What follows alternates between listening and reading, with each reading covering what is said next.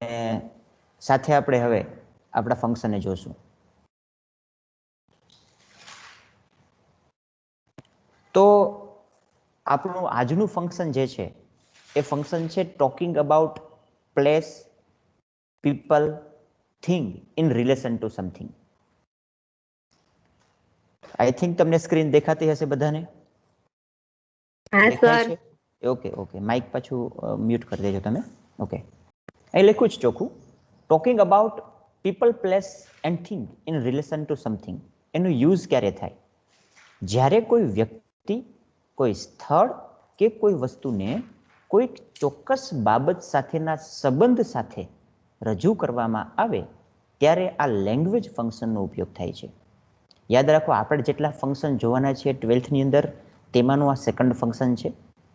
આ ફંક્શનમાં આપણે એના કેટલાક ટોપિક્સ અલગ અલગ જોશું.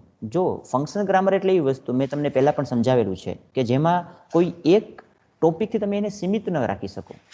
એમાં ઘણા બધા ટોપિક આવી શકતા હોય છે. ફંક્શન એક જ હોય પણ ટોપિક તેમાં ઘણા બધા યુઝ થઈ શકતા હોય છે. તમને કયા પ્રકારના ટોપિકમાંથી પ્રશ્ન આવશે, કયા પ્રકારના ટોપિકનો તમને પ્રશ્ન પૂછાશે, એની કોઈ શક્યતા ન હોઈ શકે કે ભાઈ આવું જ બની શકે. ઓકે, તો આપણે એના દરેક ટોપિકને શીખવા પડે, અને એ પણ ખૂબ જ ધ્યાનપૂર્વક. તો આપણે શરૂ કરીએ આજનું topic, talking about people, place, thing in relation to something. આ ફંક્શનનું નામ છે, યાદ રાખજો. ટોકિંગ અબાઉટ એટલે કે વાત કરતા હોઈએ. પીપલ, પ્લેસ એન્ડ થિંગ, કોઈ વ્યક્તિ, વસ્તુ કે સ્થળની વાત કરીએ, કોની બાબતમાં? ઇન રિલેશન ટુ સમથિંગ, કોઈક વસ્તુની કોઈક બાબતમાં આપણે એનો સંબંધ દર્શાવીને જ્યારે વાત કરીએ તો આ ફંક્શનનો યુઝ થાય. હવે આ ફંક્શન આપણે ક્યારે વાપરી શકીએ? જ્યારે કોઈ વ્યક્તિ, કોઈ સ્થળ કે કોઈ વસ્તુને કોઈ ચોક્કસ બાબત સાથેના સંબંધ સાથે રજૂ કરવી છે, કે ભાઈ આ વ્યક્તિનો સંબંધ આ વસ્તુ સાથે છે એવું આપણે કહેવું છે, ત્યારે તમે આ ફંક્શનને યુઝ કરી શકો. હવે આપણે એ જોઈ લઈએ આમાં કેવા કેવા પ્રકારના ટોપિક આવી શકે. અહીં લખ્યું છે ટોપિક્સ, જો આમાં same as, the same as, almost the same as, such as, like, alike, unlike, similar to, differ from, differs to, different to વગેરે જેવા અનેક ટોપિક આવી શકે. એટલે આ આટલા બધા જોવા મળે તે દરેક એક એક ટોપિક છે.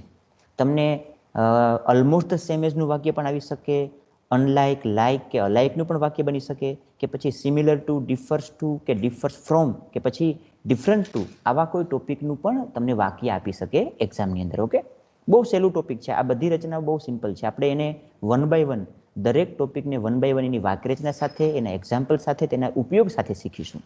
સૌ પ્રથમ આપણે શરૂઆત કરીએ the same as and almost the same એઝથી. જોઈએ આપણું પહેલો topic, the same as, almost the same as કે પછી સચ એઝ, આ બંને સાથે છે. આ બંને એડજેક્ટિવ ક્લોઝ કહેવાય. આ બંને વપરાય છે કઈ જગ્યાએ? એડજેક્ટિવ ક્લોઝમાં. હવે પહેલા તો એ સમજીએ ક્લોઝ કોને કહેવાય. ક્લોઝ વાક્ય એટલે એવું વાક્ય કે જે ઉપવાક્ય હોય, અને એડજેક્ટિવ ક્લોઝ એટલે એવું વાક્ય કે આ ઉપવાક્ય જ્યારે મુખ્ય વાક્યના એડજેક્ટિવ તરીકેનું કાર્ય કરતું હોય. ધેટ મીન્સ કે કોઈ એક વાક્ય આપેલું છે, તે વાક્યમાં બીજું એનું ઉપવાક્ય, ગૌણ વાક્ય આપેલું છે, અને આ ઉપવાક્ય જે પણ છે એ મુખ્ય વાક્યના એડજેક્ટિવ એટલે કે વિશેષણનું કામ કરે ને આખે આખું વાક્ય, ત્યારે સમજવાનું કે તેને એડજેક્ટિવ ક્લોઝ કહેવાય. જો આપણે નાઉન ક્લોઝ ભણવાનું આવે, એડજેક્ટિવ ક્લોઝ ભણવાનું આવે, એડવર્બ ક્લોઝ ભણવાનું આવે, તો આ અનેક પ્રકારના ક્લોઝ વાક્યો જ આવે છે, જે તમે 9મા ધોરણથી લઈ અને છેક 12મા સુધી ભણો છો. પણ એમાં તમારે શીખવાનું એ હોય છે કે એ ક્લોઝ જે આપેલું છે કયા રૂપે આપેલું છે. જો ક્લોઝ વાક્ય છે નાઉન રૂપે આપેલું હોય તો નાઉન ક્લોઝ કહેવાય. ક્લોઝ છે એ કોઈ વાક્યના એડજેક્ટિવ તરીકે આપેલું છે તો એડજેક્ટિવ ક્લોઝ કહેવાય. એ જ વાક્ય કોઈ વાક્યમાં એડવર્બ તરીકેનું ભૂમિકા ભજવે તો તેને એડવર્બ ક્લોઝ કહેવાય. તો એ ક્લોઝ છે એ એનું સ્થાન કે એની પોતાની ક્રિયા શું છે, કયા સ્થાન પર આવેલું છે, એના આધારે એનું રૂપ ઓળખવામાં આવે છે.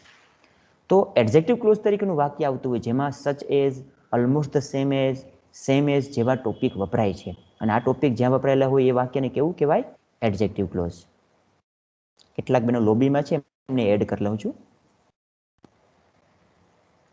ઓકે, હવે આપણે આ જે ટોપિક માનો કે same as almost the same as કે સચ એઝનું કોઈ વાક્ય આપણી એક્ઝામમાં પૂછાય, તમને કમ્પ્લીટ ધ સેન્ટેન્સમાં પૂછાય, તો સમજવાનું તમારે કે આવા ટોપિકમાંથી બનેલું કોઈ પણ વાક્ય આવે તો એ આપણું ફંક્શન દર્શાવતું હશે. કયું ફંક્શન દર્શાવતું હશે? શું નામ છે ફંક્શનનું?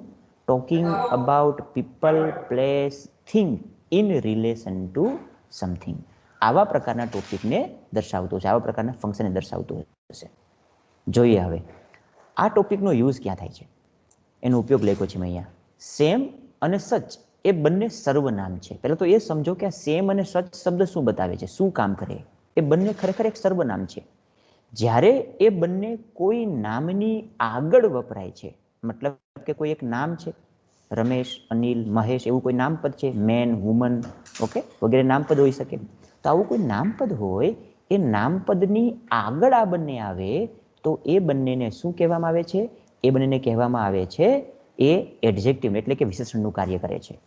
અહીંયા વપરાતો એઝ એટલે કે આ વાક્યમાં વપરાયેલો એઝ એ ગૌણ વાક્ય એટલે કે એડજેક્ટિવ ક્લોઝને જોડવાનું કામ કરે છે. આ એઝનો મતલબ તેના જેવું જ અથવા એ જ કે જે એમ થાય છે. એટલે કે એઝનો મતલબ શું થાય? તેના જેવું અથવા તો એ જ કે જે. જોઈએ આપણે હવે આ વાત થઈ ગઈ આના જનરલ યુઝની. હવે આપણે એમાં સેમ એઝનો પહેલા યુઝ જોઈએ. સેમ એઝ કેવી રીતે વપરાય? સેમ એ અનધર કે ડિફરન્ટનું વિરોધી છે. જો સેમનો મતલબ શું થાય? સરખું. ન કહીએ તમે સેમ કપડાં પહેરેલા છે, આ એ સેમ પેન છે જે પેન મારી પાસે હતી, આ સેમ કાર છે જે કાર મારા ભાઈ પાસે છે. સમજાય? તો સેમનો મતલબ શું થાય? સરખું, એક સમાન. તો આ સેમ છે એ એક સરખું કે એક સમાન એવો મતલબ બતાવે.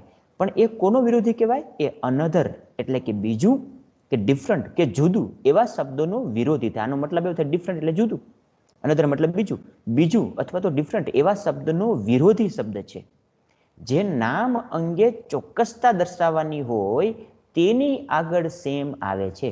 તમારે જે પણ કોઈ નામ છે એ નામ અંગે ચોક્કસતા બતાવી છે કે આ હા આ જ કાર, આ જ મોબાઈલ, આ જ પેન અથવા આ જ સ્કૂલ, જે સ્કૂલમાં હું ભણું છું.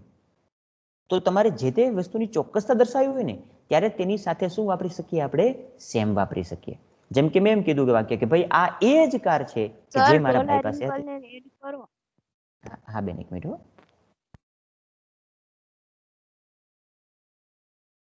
રિંકલ બેન નોટિફિકેશન દેખાતા જ નથી બેન.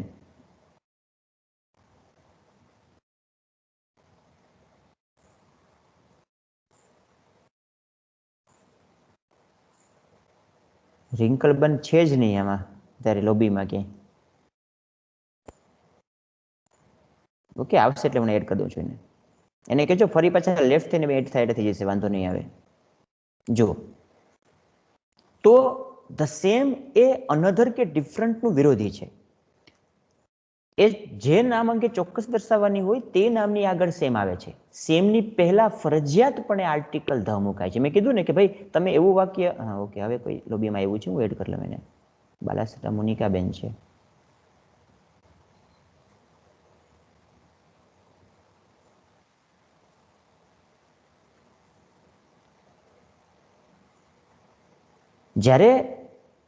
જ્યારે તમે એવું વાક્ય બોલો કે ભાઈ આ એ જ કાર છે કે જે મારા ભાઈ પાસે છે, તો this is the same car, આ એ જ કાર છે કે જે મારા ભાઈ પાસે છે. તો મતલબ તમે એ કહેવા માંગો છો કે આ કાર અને તમારા ભાઈ પાસે રહેલી કાર બંને કાર એક સરખી છે. આવું આપણે કહી શકીએ વાક્ય ત્યારે.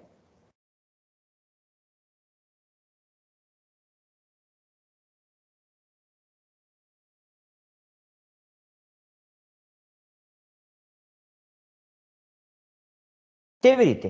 હવે આમાં સેમની સાથે શું વપરાય છે? તો કે સેમની સાથે ફરજિયાતપણે આર્ટિકલ ધ મૂકવામાં આવે છે. મોનિકાબેન થોડી વેઇટ કરો, એને કે આવી જશે, તમે વેઇટ તો કરો 2 મિનિટ. વારંવાર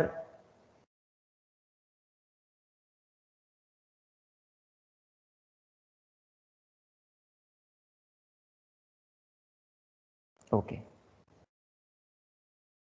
તો તમે જ્યારે એકને એક કારની વાત કરતા હો ત્યારે તમે સેમ વાપરી શકો. This is the same car, આ એ જ કાર છે કે જે મારા ભાઈ પાસે. મતલબ કે તમે એવું કહેવા માંગો છો કે તમારા ભાઈ પાસે રહેલી કાર અને તમારી પાસે અહીંયા તમે જે જોવો છો એ કાર, એ બંને કાર સમાન છે, એક સરખી છે. તો તો સેમનો મતલબ એવો થાય કે જ્યારે એક સરખી વસ્તુઓ હોય અથવા તો જે કોઈ નામ છે એની ચોક્કસતા તમારે દર્શાવી છે તો એ ચોક્કસ દર્શાવવા માટે તે નામની આગળ સેમ આવે. રચના શું છે? સેમની પહેલા ફરજિયાતપણે આર્ટિકલ ધ મુકાય છે. આ શું કામ આર્ટિકલ ધ મુકાય? જો ધ આર્ટિકલ છે ને ડેફિનેટ આર્ટિકલ કહેવાય. ડેફિનેટ કોને કહેવાય? ચોક્કસતા આપે. યસ, આ જ સમજાય. તો ધ એટલા માટે આની સાથે વપરાય છે કારણ કે એ ચોક્કસતાને દર્શાવતું હોય છે. ઓકે, યાદ રાખજો. સેમ વાળા વાક્યમાં સેમ એઝમાં આર્ટિકલ ધ આવે, પરંતુ જ્યારે આપણે સચ એઝ ભણશું, તમે જ્યારે સચ એઝનો યુઝ કરશો તો એમાં આર્ટિકલ ધ નહીં આવે, પરંતુ એમાં આર્ટિકલ એ અથવા તો એન આવશે. ઓકે, તો આ થઈ ગઈ સેમ વિશેની વાત. ફરી સમજાવી દઉં છું. સેમ અને સચ એ બંને સર્વનામ છે. ખરેખર તો એ બંને કોઈ નામની આગળ વપરાય ત્યારે એ વિશેષણનું કાર્ય કરે છે. ખરેખર તો એ સર્વનામ જ છે. સર્વનામ કોને કહેવાય? નામના બદલે વપરાયને સર્વનામ કહેવાય. પરંતુ આ જ્યારે કોઈ નામની સાથે એની આગળ વપરાય તો એ બંને કોનું કામ કરશે? એડજેક્ટિવ એટલે વિશેષણનું. આ વાક્યમાં આ સેમ એઝ અને સચ એઝ કે ઓલમોસ્ટ ધ સેમ એઝમાં આ એઝ જે દેખાય છે ને, આ એઝ, એ એઝ છે શું છે? એઝ એ ગૌણ વાક્ય એટલે કે એડજેક્ટિવ ક્લોઝને જોડવાનું કામ કરે છે. અને આ એઝનો મતલબ તેના જેવું જ અથવા એ જ કે જે એવો થાય છે. એટલે આ એઝ છે ને એ મુખ્ય વાક્યને ગૌણ વાક્ય સાથે જોડવાનું કામ આ એઝ કરે છે. ઓકે, હવે એમાં પેલું ટોપિક આપણે જોયું same, the same as. Same એઝનો મતલબ કેવો થાય કે આ એજ કે જે તેના જેવું જ કે જે એવો મતલબ લઈ શકીએ આપણે. જોઈએ એની વાક્ય રચના, સેન્ટેન્સ પેટર્ન જોઈએ. જો આવું રચના બનશે. આગળ તમને વાક્ય આપેલું હશે, અહીંયા મેં ડોટ કરેલ છે, મતલબ કે આગળનું વાક્ય બદલાઈ શકે, અલગ પ્રકારે હોઈ શકે. આમાં તમારે વાક્ય રચના એની પાછળની યાદ રાખવાની હશે, આગળ નથી. આગળ તમને સબ્જેક્ટ આપેલો હોય, કર્તા આપેલો હોય, કોઈ પણ આપેલું કંઈ પણ હોય, પછી ધ સેમ, અહીંયા તમને નામ પણ આપી દે સીધું એમને. Okay, this is the same car અથવા these are the same cars, એમ પણ વાક્ય આપી શકે, બહુવચનમાં હોઈ શકે. એટલે તમને આગળનું વાક્ય કોઈ ડેફિનેટ હોય ને કે આવું જ હોય એમ, પણ તમે જ્યારથી સેમનો યુઝ કરો તો સેમની આગળ શું આવે? Compulsory the article. ત્યારબાદ એના પછી નાઉન આવશે. This is the same car, તો કાર છે એ નાઉન છે, નાઉનની સાથે જ આ એડજેક્ટિવ તરીકે વપરાશે. ઓકે, પછી એઝ, એઝ આવ્યા બાદ તેની સાથે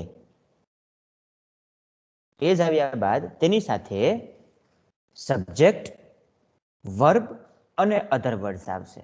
ઓકે, તો સબ્જેક્ટની સાથે એઝ આવ્યા બાદ તેની સાથે સબ્જેક્ટ, વર્બ અને અધર વર્ડ્સ આવશે.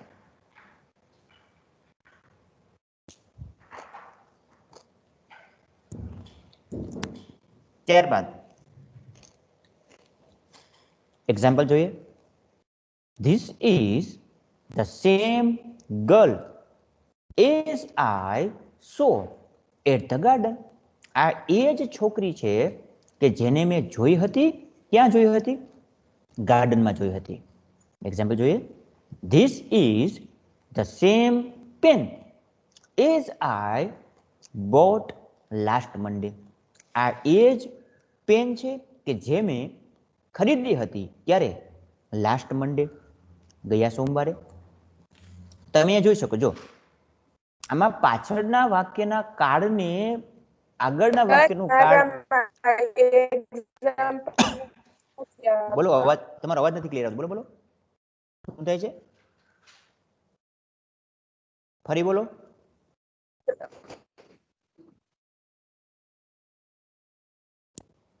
હા બોલો બેન.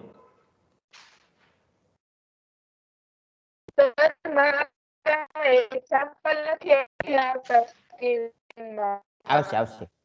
એક્ઝામ્પલ નથી આપતા મોબાઈલમાં. હા, એક મિનિટ, તમારું નેટવર્ક થોડું કનેક્ટ ઓછું લાગે છે. તમારો અવાજ પણ કપાતો આવે છે. કે એક મિનિટ, આવશે બેન, આવશે. 2 મિનિટ વેઇટ કરો.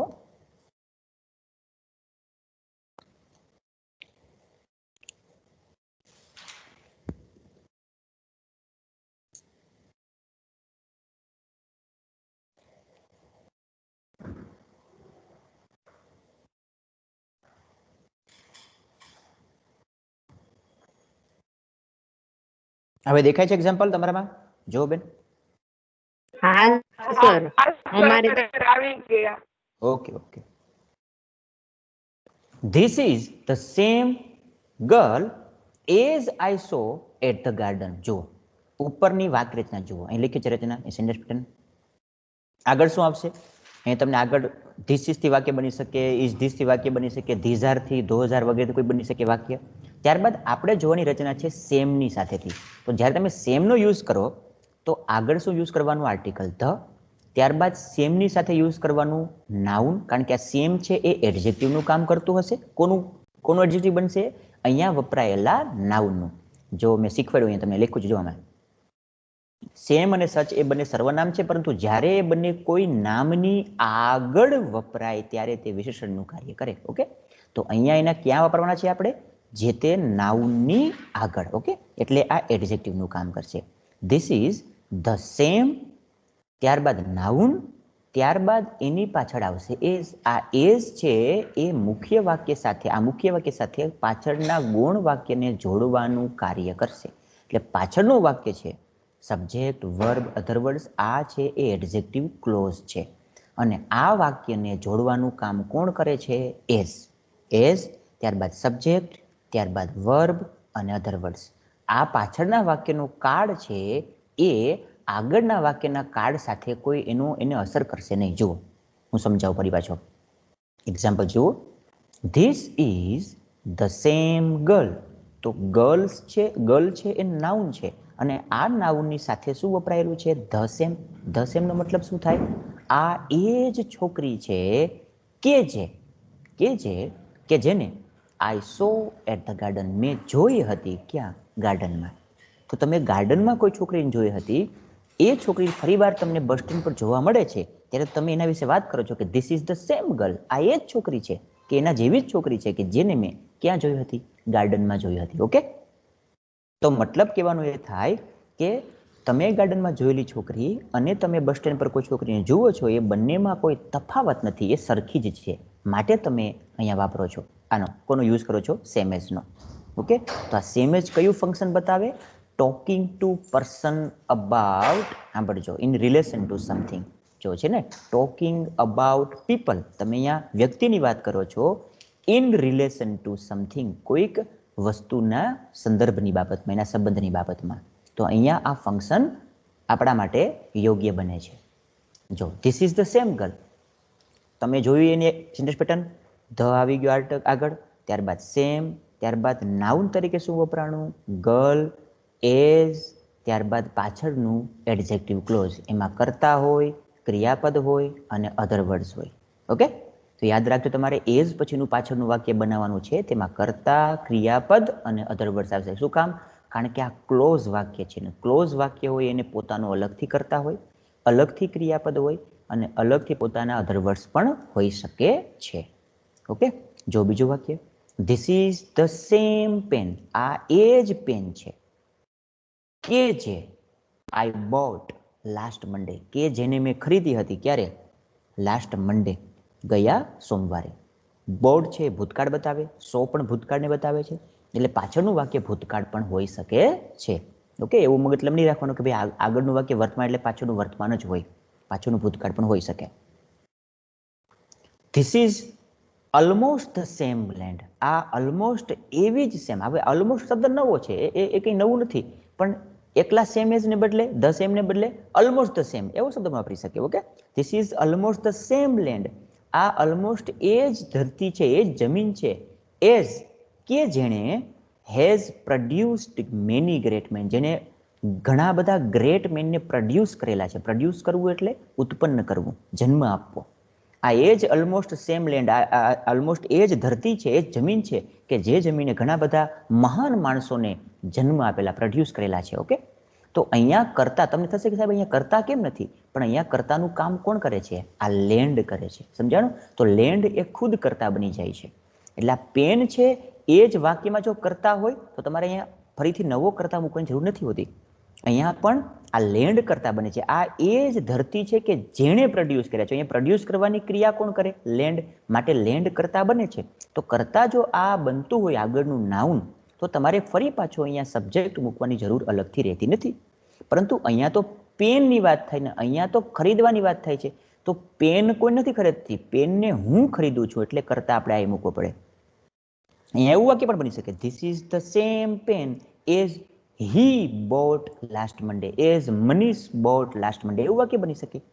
જો આ નાઉન જે હોય એ જ કર્તાનું કામ કરતું હોય પાછળના વાક્યમાં, તો ફરી તમારે કર્તા મૂકવાની જરૂર રહેતી નથી. ઓકે, પણ ના કરતું હોય તો તમારે અલગથી કર્તા મૂકવો પડશે. જો વાક્ય બીજું, is this the same song? શું આ એ જ ગીત છે? એઝ કે જેને આઈ હર્ડ લાસ્ટ નાઇટ, કે જે મેં ગઈ રાત્રે સાંભળ્યું હતું. ઓકે, તો અહીંયા સાંભળવાની ક્રિયા હું કરું છું એટલે આઈ હર્ડ એવું લખ્યું છે, પણ અહીંયા સોંગ સાંભળવાની ક્રિયા કરતું હોય તો, મતલબ અહીંયા રહેલું કરતા જે અહીંયા રહેલું નાઉન છે ખુદ ક્રિયા કરતું હોય તો તમારે ફરી પાછો કરતા મૂકવાની જરૂર રહેતી નથી. ઓકે, તો આ થઈ ગયું તમારું સેમ એઝનું ટોપિક. આઈ થિંક તમને સમજાઈ ગયું હશે. ફરી રિપીટ કરી દઉં છું એક વખત. સેમ એ અનધર કે ડિફરનું વિરોધી છે. જે નામ અંગે ચોક્કસતા દર્શાવવાની હોય તેની આગળ સેમ આવે છે. કયું નામ? જો આપણે કયા નામની ચોક્કસતા બતાવી છે? અહીંયા ગર્લની ચોક્કસતા હતી. આ એ જ છોકરી છે. કઈ છોકરી? તો કે જેને મેં ગાર્ડનમાં જોયું હતું. This is the same girl. તો આ ગર્લ એ નામની ચોક્કસતા બતાવી છે. અહીંયા પેન એ નામની ચોક્કસતા બતાવી છે. અહીંયા લેન્ડ નામની ચોક્કસતા બતાવી છે. તેમજ અહીંયા આ વાક્યમાં સોંગની ચોક્કસતા બતાવી છે. ગીત તો છે પણ કયું? આ એ જ ગીત છે. તો જે નામ અંગેની, આ બધા નાઉન કહેવાય, નામ એટલે નાઉન. આ જે નાઉનની તમારે ચોક્કસતા બતાવી હોય તે નાઉનની આગળ શું આવશે? The same. ઓકે, જો અહીં લખ્યું છે તે નામની આગળ સેમ આવે છે. સેમની પહેલા ફરજિયાતપણે આર્ટિકલ કયો વપરાય છે? ધ. એટલે આપણે મૂકો કમ્પલસરી આર્ટિકલ ધ છે. અહીંયા પણ જુઓ બધા વાક્યમાં ધ આર્ટિકલ છે જ કમ્પલસરી સેમની આગળ. એટલે સેમ એકલું ક્યારે નહીં આવે? સેમ ચોક્કસતાને બતાવે માટે તેની સાથે હંમેશા આર્ટિકલ ધ યુઝ થશે. આ તમારે ખાસ યાદ રાખવાનું છે. ઓકે, ત્યારબાદ ધ પછી સેમ, ત્યારબાદ નાઉન મૂકવાનું ભૂલે નહીં, કારણ કે સેમ અહીંયા એડજેક્ટિવ તરીકેનું કામ કરે છે. એડજેક્ટિવનું કામ કરે એટલે એની સાથે એડજેક્ટિવ સાથે એનું નાઉન આવવું જોઈએ. એટલે કે વિશેષણ સાથે નામપદ હોવું જોઈએ. વિશેષણ ક્યારે એકલું ના વાપરી શકાય, એ નામની આગળ જ વપરાય. ઓકે, નાઉન મૂકવાનું, ત્યારબાદ એઝ મૂકવાનું અને ત્યારબાદ બાકીનું વાક્ય એને જોડવાનું. ઓકે, પાછળનું વાક્ય તમારે જાતે બનાવવાનું હોય. હવે આ એક્ઝામમાં તમારા માટે એવું થશે કે તમને આ પાછળનું વાક્ય છે એ ઓપ્શનમાં આપેલું હશે, તો તમારે ઓપ્શનમાંથી યોગ્ય વિકલ્પ પસંદ કરી અને સિલેક્ટ કરીને લખી દેવાનો. ઓકે, તમારા માટે સિમ્પલ જ છે. હવે તમને આ જ ફંક્શન આઈડેન્ટિફિકેશન ઓફ ફંક્શનમાં પૂછાય, ફંક્શનને ઓળખાવાનું આવે તેમાં પૂછાય, તો શું કરવાનું? તો તમને યાદ હોવું જોઈએ કે સેમ એઝ કે સચ એઝ વગેરે જેવા ટોપિક જો આવે તો સમજવાનું કે કયા ફંક્શનને બતાવતા હશે? Talking about people, place, thing in relation to something. તો અહીંયા બધું ભેગું નહીં લખેલું હોય, તમને એવું લખેલું છે ટોકિંગ અબાઉટ પીપલ. જો કોઈ વાક્યમાં વાત થતી હોય વ્યક્તિની, ટોકિંગ અબાઉટ પીપલ. પણ અહીંયા જુઓ, હવે આ વાક્ય જુઓ તમે, આ વાક્યમાં શું વાત થાય છે?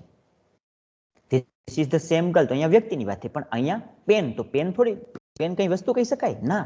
તો અહીંયા શું આવશે? Talking about the thing in relation to something. Okay, અહીંયા પણ ટોકિંગ અબાઉટ પ્લેસ. જો લેન્ડ એટલે શું થાય?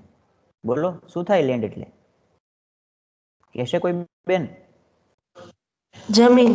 જમીન. હા, તો જમીન એટલે પ્લેસ થાય ને. તો અહીંયા શું આવશે? અહીંયા ફંક્શન શું આવશે? Talking about the place in relation to something. અહીંયા ફંક્શનનું નામ આવું થઈ જાય. ઓકે, એટલે આ કુલ 3 પ્રકારના ફંક્શન અહીંયા ભેગા છે. કયા 3 પ્રકારના ફંક્શન ભેગા છે? Talking about people in relation to something, talking about place in relation to something and talking about thing in relation to something. તો આ 3 ટોપિક છે. તમે વ્યક્તિ, વસ્તુ કે પદાર્થની, વ્યક્તિ, વસ્તુ કે પછી પ્લેસ, કોઈ જગ્યાની વાત કરતા હો કોઈ બીજી બાબતના સંદર્ભમાં, ત્યારે આ ફંક્શન આપણે વાપરી શકીએ. નેક્સ્ટ હવે જોઈએ આપણે આ 2 ટોપિક જોઈએ. આમાં પહેલું ટોપિક જોયું, સેકન્ડ ટોપિક આપણે સચ એઝ ને જોઈએ. હવે જોઈએ such as. Such as a કેવી રીતે વપરાય? સચ પછી આર્ટિકલ એ અથવા તો એન આવે છે. યાદ રાખો, પહેલામાં શું હતું? સેમની આગળ આર્ટિકલ ધ આવતો, એની આગળ છે, આની પાછળ નથી સેમની. અહીંયા શું છે? સચની પાછળ એટલે એના પછી એટલે એની પાછળ એ અથવા એન આવે છે. જ્યારે નાઉન બહુવચનમાં હોય ત્યારે આર્ટિકલનો ઉપયોગ થતો નથી. જો નાઉન, આ પાછળ રહેલું નાઉન છે, બહુવચનમાં હોય તો આર્ટિકલ વપરાશે નહીં, કારણ કે એ અને એન આર્ટિકલ છે એ એક વચન આર્ટિકલ છે. એ એક વ્યક્તિ, એક વસ્તુ, એક પ્રાણી કે એક પદાર્થની તમે વાત કરતા હોવ તો તમે આર્ટિકલ એ અથવા એનનો યુઝ કરી શકો. ઓકે, પણ બહુવચન નામ હોય પાછળ તો તમે આને યુઝ કરી શકશો નહીં. ત્યારબાદ એઝ પછી ગૌણ વાક્ય આવે છે. આ બધું સેમ જ આગળની જેમ આ એઝની સાથે પાછળ શું આવશે? ગૌણ વાક્ય આવશે, એટલે કે એડજેક્ટિવ ક્લોઝ આવશે. સચ પછી આવનારું નામ અનિશ્ચિત છે. જો ખાસ સેમ પછી આવનારું નામ કેવું છે? ચોક્કસ છે. તમે એ ચોક્કસ નામની વાત કરો છો. જો અહીંયા લખ્યું છે, હું સમજાવું ફરી એક વખત.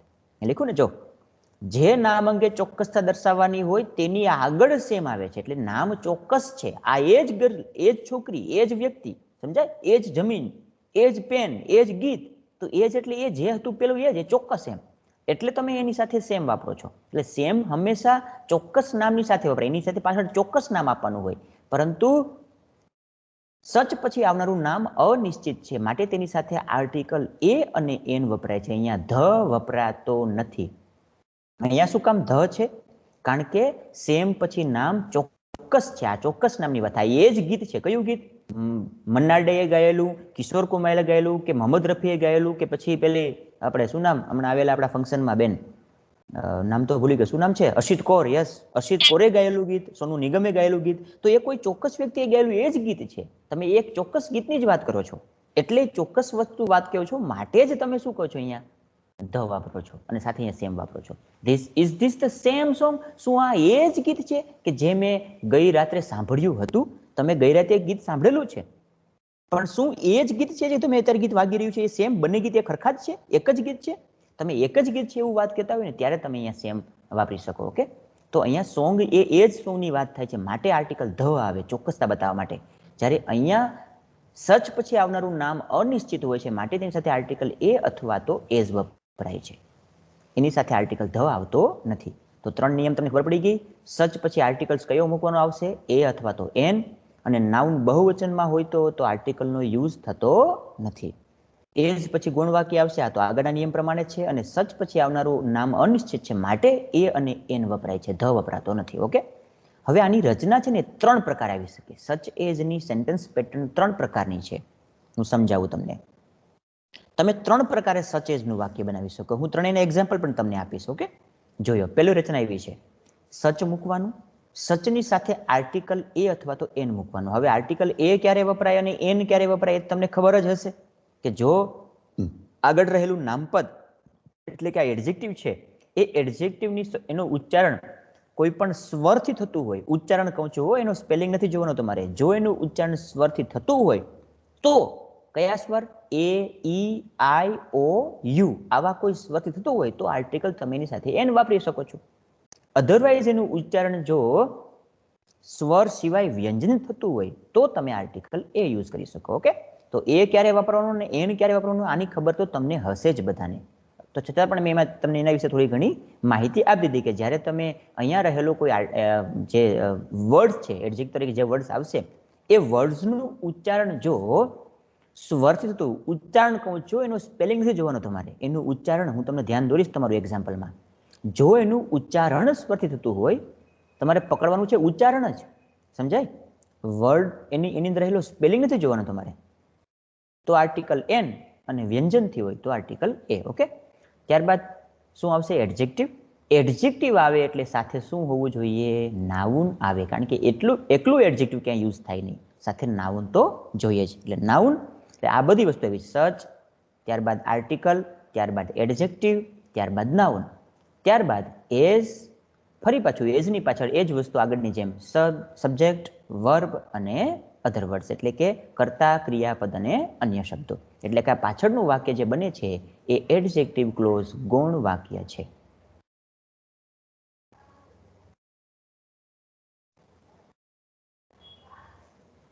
હવે જુઓ એની બીજી રચના. સચ, ત્યારબાદ એ અથવા એન આર્ટિકલ, ત્યારબાદ નાઉન. જો અહીંયાથી એડજેક્ટિવ નીકળી જાય છે આ વાક્યમાં. જો એડજેક્ટિવ દેખાય તમને? નથી દેખાતું, નીકળી ગયું એડજેક્ટિવ. તો સીધું નાઉન પણ આવી શકે. ત્યારબાદ એઝ, સબ્જેક્ટ, વર્બ અને અધર વર્ડ્સ, એટલે પાછળનું બધું સેમ છે. માત્ર અહીંયા એડજેક્ટિવ છે, અહીંયા આ વાક્યમાં એડજેક્ટિવ નથી. હવે ક્યાંક એવું પણ બનશે કે આ નાઉન છે એ પ્લુરલ હોય. પ્લુરલ મતલબ કોને કહેવાય? બહુવચનમાં નાઉન હોય તો શું થશે? સચ, અહીંયા આર્ટિકલ યુઝ થશે નહીં. મેં લખ્યું, જો અહીંયા લખેલું છે નિયમ, જ્યારે નાઉન બહુવચનમાં હોય ત્યારે આર્ટિકલનો ઉપયોગ થતો નથી. ઓકે, અહીંયા લખ્યું સચ પછી આર્ટિકલ એ અને એન આવે છે, તો સચની સાથે એની પાછળ છે એ અને એન. સેમ એઝમાં જુઓ, સેમ એઝમાં તો ક્યાં છે? આર્ટિકલ ધ આગળ છે. અહીંયા ક્યાં છે? સચની પાછળ છે. એટલે આર્ટિકલ એ અથવા તો એન, ત્યારબાદ એડજેક્ટિવ, નાઉન. પરંતુ જો કેટલાક વાક્ય એવાય બનશે કે જેમાં એડજેક્ટિવનો યુઝ ન પણ હોય, સીધું નાઉન આવી જાય તો એ વાક્ય બની શકે. પણ નાઉન છે બહુવચનનું હોય તો તમારે આર્ટિકલનો પણ યુઝ કરવાનો આવતો નથી. તો ત્યાં આર્ટિકલ વપરાશે નહીં. તો સીધું વાક્ય બનશે સચ નાઉન. પણ નાઉન કેવું હોય? પ્લુરલ. ત્યારબાદ એઝ, ત્યારબાદ સબ્જેક્ટ, વર્બ અને અધર વર્ડ્સ. હવે આપણે આ ત્રણે ત્રણ રચનાને વાક્યમાં જોઈએ. પહેલું એક્ઝામ્પલ, ધવલ ઇઝ સચ અ ક્લેવર ડોક્ટર. ધવલ એ ખરેખર એવો હોશિયાર ડોક્ટર છે, એઝ વુડ હેલ્પ યુ, કે જે તમને હેલ્પ કરી શકશે. ઓકે, અહીંયા જુઓ, અહીંયા કોની વાત થાય છે? ધવલની. ધવલ એ કેવો છે? સચ અ ક્લેવર ડોક્ટર. તો સચ પછી આર્ટિકલ, ત્યારબાદ એડજેક્ટિવ, ત્યારબાદ નાઉન. એટલે કે પહેલી રચના જે હતી, સચ, આર્ટિકલ, એડજેક્ટિવ, નાઉન, ત્યારબાદ એઝ અને અધર વર્ડ્સ. ઓકે, પાછળનું વાક્ય તો જુઓ, ધવલ ઇઝ સચ અ ક્લેવર ડોક્ટર.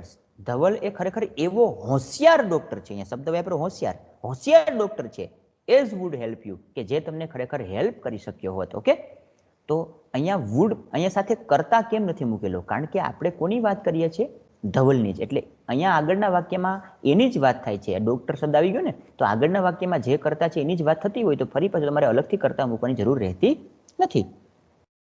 અહીંયા તમે પાછળ વાક્ય આવું બનાવી શકો, as he would help you, એમ પણ બની શકે વાક્ય. ઓકે, જુઓ, ધવલ ઇઝ સચ અ ડોક્ટર. અહીંયા એડજેક્ટિવ આવતું નથી, માત્ર સીધું નાઉન આવી ગયું. એટલે કે રચના નંબર 2, સેન્ટેન્સ પેટર્ન 2, સબ્જેક્ટ સચ, ત્યારબાદ આર્ટિકલ, ત્યારબાદ નાઉન, એડજેક્ટિવ નથી, ત્યારબાદ એઝ અને પાછળનું વાક્ય. જુઓ, ધવલ ઇઝ સચ અ ડોક્ટર. ધવલ એ ખરેખર એવો ડોક્ટર છે કે જે તમને હેલ્પ કરી શક્યો હોત. Okay, they are such pupils. અહીંયા આર્ટિકલ પણ નથી. સચ અ કે એન કોઈ આર્ટિકલ નથી. સચ પ્યુપિલ્સ એ એવા વિદ્યાર્થીઓ છે, એઝ હેવ નેવર ફેલ્ડ, કે જે ક્યારેય નિષ્ફળ ગયેલા નથી. ઓકે, તો અહીંયા તમે જોઈ શકો છો આર્ટિકલ પણ યુઝ થયેલ નથી અને એડજેક્ટિવ પણ યુઝ થયેલ નથી. મતલબ કે આ સેન્ટેન્સ પેટર્ન નંબર 3, સચ, ત્યારબાદ નાઉન, પરંતુ નાઉન કેવું હોય? પ્લુરલ હોય. ત્યારબાદ સીધું એઝ અને પાછળનું વાક્ય. જુઓ, ધે આર સચ પ્યુપિલ્સ. સચની સાથે પ્યુપિલ્સ બહુવચન છે, પણ આ પ્યુપિલ્સને બદલે માત્ર એકલું પ્યુપિલ હોય તો, આવું હોય તો પ્યુપિલ, તો તમારે આર્ટિકલ યુઝ કરવો પડે. તો તમે એડજેક્ટિવ કે આર્ટિકલ પણ વાપરી શકો. ઓકે, પણ બહુવચનમાં જ્યારે હોય નાઉન તો આર્ટિકલ યુઝ થતો નથી. ઓકે, તો આ થઈ ગઈ સચ એઝની રચના. આઈ થિંક તમને સમજાઈ ગયું હશે. બોલો, આમાં કોઈ બહેનોને તકલીફ ખરી? કંઈ સમજવામાં ભૂલ ખરી? કંઈ કોઈ પ્રકારની? કોઈ પ્રશ્ન હોય તો પૂછી નાખો વચ્ચે. ચલો ફટાફટ, પછી આપણે આગળના ટોપિક પર જઈએ. કોઈ પણ બહેનોને કંઈ પ્રશ્ન છે આની અંદર? બોલો, પ્રશ્ન છે બેનો? ના સર. ઓકે, સમજાઈ ગયું સરખું બધાને? હા સર. ઓકે, ચલો. ઓકે, ચલો. હવે આપણે રચના જોઈએ. ત્રીજું ટોપિક આપણું છે લાઇક, અલાઇક, અનલાઇક. ના જેમ, ના જેવું વગેરે. એનો મતલબ આવો થાય, ના જેવું કે ના જેમ. ઓકે, લાઇક મતલબ શું? એના જેવું. અલાઇકનો મતલબ પણ એના જેવો અને અનલાઇકનો મતલબ પણ એના જેવો. અનલાઇક એટલે લાઇક ન કરવું એવું મતલબ નહીં હો. લાઇક ન કરવું, લાઇક એટલે ગમવું પણ થાય એક મતલબ, પણ અહીંયા લાઇકનો બીજો મતલબ ના જેવું એવું પણ થાય. ઓકે, તો અનલાઇક, અલાઇક અને લાઇક એ ત્રણેય ટોપિક છે એ એક સરખા છે અને ત્રણેયનો મતલબ એક સરખો થાય. ત્રણેય એક સરખા જ ઉપયોગ માટે વપરાય છે. ઓકે, ત્રણેયની વાક્ય રચના પણ એક સરખી છે. ત્રણેય એક જ જગ્યાએ આવશે.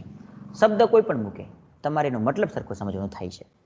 જો લાઇક અને ડિસલાઇક, લાઇકનું ઓપોઝિટ બને ડિસલાઇક.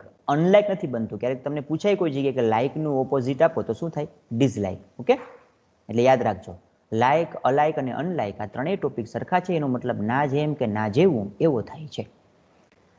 લાઇક, અલાઇક કે અનલાઇક નો મતલબ ની જેમ કે ના જેવું એવો થાય છે. આ ત્રણેય શબ્દો એક સરખી વાક્ય રચના ધરાવે છે. આ ત્રણેય શબ્દો એકબીજાને બદલે પણ આવી શકે. એટલે ત્રણેયનો મતલબ એક સરખો, ત્રણેયની વાક્ય રચના એક સરખી, અને ત્રણેય એકબીજાને બદલે પણ વાપરી શકાય. ઓકે, કોઈ એકને શીખો એટલે ત્રણેય શીખી ગયા બરાબર થાય. જોઈએ આપણે સેન્ટેન્સ પેટર્ન એની.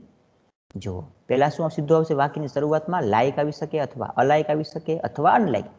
આ ત્રણેય સાથે ભેગા નહીં આવે હો, યાદ રાખજો. વચ્ચે ઓબ્લિક છે એનો મતલબ એવો થાય, આ એના બદલે આ, અથવા તો આ, એવો મતલબ થાય. ઓકે, તો લાઈક આવે, કાં પછી અલાઈક આવી શકે, કે પછી અનલાઈક આવે. ત્યારબાદ શું આવે? એની સાથે સીધું શું આવી જાય? નાઉન. નાઉન આવી ગયું. નાઉન પછી સાથે અલ્પવિરામ આવશે, કારણ કે આ અલગ એક વાક્ય બનાવે છે, આ ફ્રેઝ બનાવે છે ખાલી. ઓકે, આ આખું વાક્ય નથી બનતું, ફ્રેઝ બને છે ખાલી. ત્યારબાદ સબ્જેક્ટ. સબ્જેક્ટ તરીકે નાઉન પણ હોઈ શકે. મોટાભાગે સબ્જેક્ટ તરીકે એકલું હી સી ઇટ નહીં આવે. ઓકે, મોટાભાગે નાઉન આવશે. અને ત્યારબાદ વર્બ અને અધર વર્ડ્સ. ઓકે, આ પાછળનું વર્બ કયા કાળનું હોય એ ચોક્કસ ન હોઈ શકે. એ વર્તમાન કાળનું મોટા ભાગે હોય છે, મોટા ભાગે વર્તમાન કાળનું હોય, પણ એ ભૂતકાળનું પણ આપી શકે ખરા. Depends on the examiner. Okay, તમે મગજમાં રાખજો આ વસ્તુને. તો રચના આવી બની ગઈ, લાઈક, અલાઈક કે અનલાઈક, એને પછી નાઉન. આની સાથે શું હોવું જોઈએ? આની રચના શું થઈ? તો લાઈક અલાઈકની સાથે શું આવવું જોઈએ? શું કમ્પલસરી છે એની સાથે આવવું? બોલો, શું છે કમ્પલસરી? શું આવવું જોઈએ એની સાથે? નાઉન. નાઉન. Very good. એની સાથે નાઉન આવવું જોઈએ કમ્પલસરી. હા.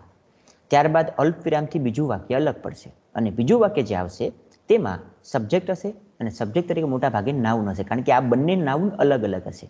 તમે અહીંયા બે વ્યક્તિની કમ્પેર, એની સાથે એની સરખાવો છો એકબીજાને. સરખામણી નહીં, પણ આમ તો કહીએ એક એના જેવું, આની જેમ આ, આની જેમ આ, એમ. એટલે એક વ્યક્તિને બીજી વ્યક્તિ સાથે તમે એના સંબંધમાં એની સાથે સાંકળો છો, માટે મોટા ભાગે અહીંયા બીજું નામ આવશે મોટા ભાગે. ઓકે, એટલે અહીંયા એક કર્તા હશે, એ નામપદ હશે, એ અલગ હશે, અને ફરી પાછું એ જ નામ અહીંયા નહીં હોય, અહીંયા બીજું નામપદ હશે. ત્યારબાદ સબ્જેક્ટ અને અધર વર્ડ્સ. જોઈએ એક્ઝામ્પલ આપણે. જુઓ, લાઈક ધવલ. ધવલની જેમ. કોની જેમ? ધવલની જેમ. Nishant is clever boy. Nishant પણ કેવો છોકરો છે? હોશિયાર છોકરો છે. તો મતલબ શું સાબિત થયો? ધવલની જેમ નિશાંત પણ હોશિયાર છોકરો છે. તો મતલબ શું સાબિત થયો? બોલો, શું મતલબ સાબિત થાય એનો? કોઈ કહેશે મને? તો મતલબ કોણ હોશિયાર થયું? બોલો આમાં. ધવલ પણ હોશિયાર છે, નિશાંત પણ હોશિયાર છે. હા, ધવલ પણ હોશિયાર છે, નિશાંત પણ હોશિયાર છે. બંને સરખા જ છે. હા, ધવલની જેમ નિશાંત પણ હોશિયાર છે. તો મતલબ શું સાબિત થયો? ધવલની જેમ એટલે ધવલ જેમ હોશિયાર છે ને, એમ નિશાંત પણ એના જેવો જ હોશિયાર છે. સમજાય? તો મતલબ એકલો નિશાંત હોશિયાર નથી, અહીંયા ધવલ પણ હોશિયાર છે. એટલે એક વ્યક્તિની સાથે જ્યારે કોઈ બીજા વ્યક્તિનો સંબંધ જોડવામાં આવે તો આપણે ટોપિક વાપરી શકીએ, ફંક્શન વાપરી શકીએ. Talking about people in relation to something. આના રિલેશનમાં આની આપણે વાત કરીએ છીએ. સમજાય? કોના રિલેશનમાં? ધવલના રિલેશનમાં. ધવલની જેમ નિશાંત પણ હોશિયાર છે. તો talking about relation two person, talking about relation to something, talking about relation two place. તો તમે અહીંયા પ્લેસની વાત કરતા હોય, વ્યક્તિની વાત કરતા હોય, વસ્તુની વાત કરતા હોય. જો બીજું વાક્ય જુઓ, લાઈક જુનાગઢ. જુનાગઢની જેમ Rajkot is big city. Rajkot પણ કેવું સિટી છે? મોટું શહેર છે. તો મતલબ અહીંયા શું થયું? રાજકોટ સિટી મોટું નથી, તો જુનાગઢની જેમ એટલે જુનાગઢ અને રાજકોટ બંને કેવા છે? ઓલરેડી મોટા શહેર. જુનાગઢની જેમ એટલે જુનાગઢ પણ મોટું સિટી છે. જેમ જુનાગઢ મોટું સિટી છે, એવી રીતે રાજકોટ પણ સિટી મોટું છે. શું આગળ? આમાં શું થઈ શકે? Talking about place in relation to something. આમાં ટોકિંગ અબાઉટ પીપલ. પીપલ છે, ધવલ એટલે વ્યક્તિ કહેવાય, તો વ્યક્તિની વાત હોય તો પીપલ આવે. સ્થળની વાત હોય તો પ્લેસ આવશે, અને વસ્તુની વાત હોય તો થિંગ્સ આવશે. જુઓ, અલાઈક માય ફોન. જુઓ, મારા ફોનની જેમ. ચાહે અહીંયા અલાઈક આવ્યું, અહીંયા લાઈક હતું, અહીંયા તમે અનલાઈક પણ મૂકી શકો. અનલાઈક માય ફોન, અલાઈક માય ફોન કે લાઈક માય ફોન. મારા ફોનની જેમ. Your phone is made in India. તમારો ફોન પણ ભારતમાં બનેલો છે. સમજાય? તો અહીંયા મારા ફોનની જેમ મતલબ તમારી પાસે ચાઇનાનો ફોન નથી. સમજાય ને? મારો ફોન જેમ ઇન્ડિયામાં બનેલો છે, એમ તમારો ફોન પણ કેવો છે? મેડ ઇન ઇન્ડિયા, ભારતમાં બનેલો છે. ઓકે, તો આઈ થિંક તમને તમારા માટે આ ટોપિક સાવ સહેલું સાબિત થયું હશે, તમને સમજાઈ ગયું હશે. બધાને સમજાઈ ગયું આ ટોપિક? એકદમ ઈઝી સમજાઈ ગયું? હવે તમને અધૂરું વાક્ય તમને આવું આપશે ખાલી. ઓકે, તમને અધૂરું વાક્ય આવું આપશે. તમને એટલું વાક્ય આપ્યું છે, લાઈક ધવલ. પછી તમારે બાકીનું વાક્ય જોડવાનું. તમે ધવલ પછી ધવલની જેમ, તમે પાછળનું વાક્ય કોઈ પણ મૂકી શકો. ધવલની જેમ નિશાંત હોશિયાર છે, ધવલની જેમ નિશાંત ડલ છે એમ પણ કહી શકાય. ધવલની જેમ નિશાંત સ્માર્ટ છે એમ પણ કહી શકાય. અહીંયા ધવલને બદલે શબ્દ વાપરેલું કોઈ છોકરીનું નામ હોય, બેનનું નામ હોય, કોઈ બની શકે આપણે લખ્યું હોય રીના, લાઈક રીના, તો શું લખી શકીએ? Like Reena, Nisha is beautiful, beautiful girl એમ પણ લખી શકીએ આપણે. તો પાછળનું વાક્ય તમારે છે એ જાતે બનાવવાનું આવે. પરંતુ આ એક્ઝામમાં તમારા માટે સહેલું એટલું છે કે આ એક્ઝામની અંદર તમને પાછળના વાક્યના 4 ઓપ્શન આપેલા હશે. યાદ રાખજો, માત્ર ને માત્ર તમારી 2021ની માર્ચની એક્ઝામ પૂરતું જ આ પેપર સ્ટાઇલ છે. મેં પેપર સ્ટાઇલ તમારા ગ્રુપમાં સેન્ડ કરેલી છે. એમાં એક્ઝામ્પલ પણ આપેલા છે, પેપર પણ આપેલું છે નમૂનારૂપ, તમે તેમાં જોઈ શકશો. અહીંયા તમને 4 ઓપ્શન આપશે, 4માંથી લાગુ પડતો ઓપ્શન તમારે સિલેક્ટ કરવાનો હશે. તો તમને તમારા માટે આઈ થિંક આ ટોપિક સાવ સહેલું બનશે. ચલો, આ સમજાઈ ગયું બધાને? આમાં કોઈ તકલીફ કોઈને કોઈ પ્રકારની? કંઈ પૂછવું છે બેનો આમાં આ ટોપિકમાં? ઓકે, તો આગળ જોઈએ હવે આપણે. ઓકે, હવે જેવી રીતે આપણે લાઈક અલાઈક ને જોયું ને, ઓકે, લાઈક એટલે ની જેમ, ને જેવું, ઓકે, એમ હવે એનાથી આપણે બીજું ટોપિક જોઈએ. હવે જોઈએ similar to, differ to, different to, differ to અને ડિફર્સ ફ્રોમ. ઓકે, હવે આ ટોપિક છે ને, જો અહીંયા સિમિલર અને ડિફરન્ટ આ બંને ટોપિક એકબીજાના વિરોધી છે, બેનો મતલબ એકબીજાથી વિરુદ્ધ છે. Different to, differ to, differs from, આનો મતલબ એવો થાય નાથી જુદું, ના કરતા અલગ એવો મતલબ થાય. જ્યારે સિમિલર ટુ નો મતલબ શું થાય? સિમિલર એટલે ન કે આપણે સિમિલર વર્ડ્સ આપો, એટલે સમાન, ના જેવું, ના સમાન. હા, જેમ લાઈક હતું ને, લાઈક ના જેવું, like Dhaval, like Junagadh, alike my phone, unlike my phone, એમ લાઈક અલાઈક અને અનલાઈક એનો જેવો મતલબ હતો, કેવો મતલબ હતો? ની જેમ કે ના જેવું, એવો જ મતલબ કોનો થાય છે? સિમિલરનો. પરંતુ એની વાક્ય રચના છે એ અલગ છે. એનો મતલબ કોના જેવો છે? લાઈક જેવો. પણ વાક્ય રચના કોના જેવી છે? Differs to, differ to, differs from અને ડિફરન્ટ ટુ, આના જેવી રચના છે. એટલે મેં એ ટોપિકને આની સાથે લીધું છે. ઓકે, જોઈએ આપણે હવે. જુઓ, use differ from, differs to, different to, એનો મતલબ નાથી જુદું, ના કરતા અલગ એવો થાય છે. સિમિલર ટુ નો મતલબ શું થાય છે? ના જેવું કે ના સમાન, એના સમાન એવો થાય છે. એટલે આ બંનેનો મતલબ એકબીજાથી વિરુદ્ધ છે, બંને એકબીજાના ઓપોઝિટ છે, પરંતુ વાક્ય રચના બેની સરખી થાય છે, માટે આપણે સાથે રાખ્યા છે. જુઓ એક્ઝામ્પલ સીધું જોઈ લઈએ આપણે. હવે રચના કેવી આવશે આની? આની રચના સાવ સિમ્પલ. રચનામાં કાંઈ નથી કરવાનું, મેં વાક્ય રચના અલગ નથી લખેલી, ખાલી માત્ર તમને સીધા જ એક્ઝામ્પલ આપેલા છે. જુઓ, ફૂડ ઓફ ધીસ હોટલ, આ હોટલનો ફૂડ એટલે ખોરાક છે, differ from the welcome hotel. ખાલી વચ્ચે તમારે શું મૂકવાનું છે? Differ from, differs to, similar to કે પછી ડિફરન્ટ ટુ. માત્ર તમારે ખાલી શબ્દ વચ્ચે મૂકવાનો. પછી પાછળનું વાક્ય તમારે બીજા વર્ડથી જોડ દેવાનું. જો બે જગ્યાએ ખાલી શબ્દ જ આવશે. ફૂડ ઓફ, અહીંયા બે ફ્રેઝ હોઈ શકે. અહીંયા ફ્રેઝ, આ ફ્રેઝ છે અને ફ્રેઝ કહેવાય. એક શબ્દ નથી, આ વર્ડ નથી, ફ્રેઝ છે, વર્ડ ફ્રેઝ કહેવાય. ફૂડ ઓફ ધીસ હોટલ, આ હોટલનો ખોરાક, તો આ વર્ડ ફ્રેઝ થયો. ફ્રેઝ કોને કહેવાય? શબ્દ સમૂહ. એકલો શબ્દ નથી, શબ્દ સમૂહ છે. તો અહીંયા તમને એક વર્ડ ફ્રેઝ આપશે અને પાછળ તમારે વર્ડ ફ્રેઝ યુઝ કરવાનું અને વચ્ચે શું મૂકવાનું? ડિફર ફ્રોમ કે ડિફર્સ ટુ કે પછી similar two. Food of this hotel differs from the welcome hotel, આ હોટલનો ખોરાક એ અલગ છે કોના કરતા? વેલકમ હોટલના ખોરાક કરતા. His school is differs to mine, તેની સ્કૂલ એ ડિફર્સ છે, અલગ છે કોના કરતા? ટુ માઇન, માઇન એટલે મારી સ્કૂલ કરતા. સમજાય? His school is similar to my school, તેની સ્કૂલ સરખી જ છે, ના જેવી છે, કોના જેવી છે? માય સ્કૂલ, મારી સ્કૂલ જેવી જ છે. સમજાઈ ગયું તમને? તમારે માત્ર શું કરવાનું છે? Similar to, differs to, differ from એને વાક્યમાં વચ્ચે યુઝ કરવાનું. આગળ તમારે કોઈ જે તે તમને નામપદ કે કોઈ પણ વ્યક્તિ, કોઈ વસ્તુ કે કોઈ પદાર્થની વાત થતી હોય એની સાથે બીજા સાથે સંબંધ જોડવાનો છે. તેની સ્કૂલનો સંબંધ કેના જેવો છે? કેના જેવી છે? તો મારી સ્કૂલ જેવી છે. મતલબ અહીંયા તમે બંને સ્કૂલનો સંબંધને જોડવાની વાત કરો છો. His school is similar two, તેની સ્કૂલ એ સિમિલર છે કોને સાથે? માય સ્કૂલ, મારી સ્કૂલ જેવી જ છે. તો મતલબ શું સાબિત થયો? બંનેની સ્કૂલ કેવી છે? સમાન છે. His school is differs to mine, તેની સ્કૂલ અલગ છે, જુદી છે. કોના કરતા? મારા કરતા. મારા એટલે મારી સ્કૂલ કરતા અહીંયા વાત થાય છે. ઓકે, તો જ્યારે તમે કોઈ એક નામપદ, કોઈ એક વ્યક્તિ, વસ્તુ કે પદાર્થની તમે વાત કરતા હોય, બીજી કોઈ ચોક્કસ બાબત સાથેના સંદર્ભમાં તમે વાત કરતા હો, ત્યારે આપણે ફંક્શન વાપરી શકીએ. કયું ફંક્શન વાપરી શકીએ? Talking about people, talking about place, talking about thing in relation to something. Okay, તો અહીંયા તમે વાત કરો છો પ્લેસની, food of this hotel, sorry પ્લેસની પણ થિંગની, ફૂડની, અહીંયા ખોરાકની વાત થાય છે. હોટલની વાત નથી થતી, થાય છે ખોરાકની વાત. ફૂડ ઓફ ધીસ હોટલ, આ હોટલનો ખોરાક. તો અહીંયા બ્રેકેટમાં તમે શું આપેલું હોય? Talking about thing. Food of this hotel differ from, એ જુદો છે કોના કરતા? The welcome hotel. તો પાછળ તમે બીજું કોઈ નામપદ મૂકવાનું હોય કે બીજું કોઈ ફ્રેડ મૂકવાનું હોય.